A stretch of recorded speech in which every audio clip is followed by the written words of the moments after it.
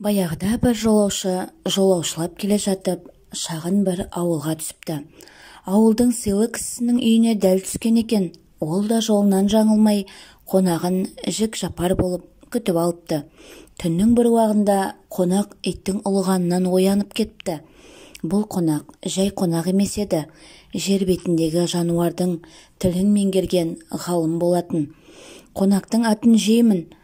Ауыл сыртынан ұлыған қасқырдың дегеніне үй иесінің иті: қонағымның атын жер болсаң, сен адамдарға ұстап беремін деп жауап қатып тұр екен. Қасқыр болса, бұл ауылды таң ата жау шабады деп тайып тұрыпты. Қонақ үй иесін оятып, дереу ауылдың көшуін сұрапты. Ауылды көшіріп болған соң, ертесіне ескі жұртқа келсе, көнбей қалып қойған екі үйдің шаңырағы ортасына түсіпті.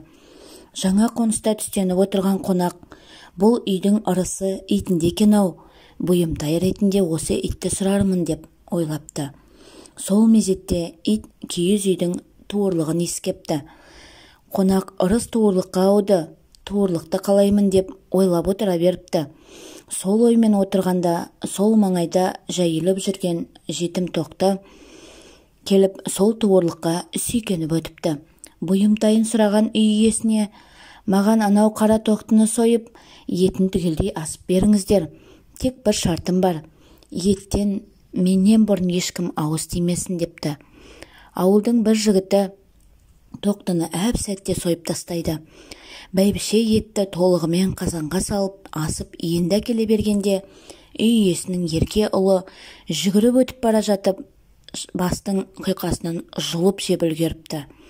Ет үстіне ауыл иесі: қадірлі қонағым, сен кеше ауылды ажалдан аман алып қалдың, сырыңды айтшы депті. Сонда қонақ: сізге ырыс қонған екен, сол ырысыңыз ауылда асырап отыр. Ырысыңыздың исі итіңіз екенін сездім. Соны қалаймын-ау деп ойлағаным сол еді. Итіңіз туырлықты иіскеп, ырыс туырлыққа ауысты. Туырлықты қалайын деп отырғанымда, оған тоқты сүйкенді. Сол тоқтының етін жеп ырысты болайын деп ойлап едім. Оны мына балаңыз бірінші жеп үлгерді. Ырыс енді осы балада. Құдайдың оң назары түскен пендесі екенсіз деп қонақ сөзін аяқтапты. Қазақ халқының білекті бірді жеңеді, білімді мыңды жеңеді деген нақыл сөзі бар. Уағызымызды білім туралы айтылатын көненің бір ғибратты әңгімесінен бастайын. Сонау 7 ғасырда өмір сүрген мұсылмандардың алғашқы 4 халифасының бірі Әзірет Әліні ел ішінде ілімнің қақпасы деп атайды екен.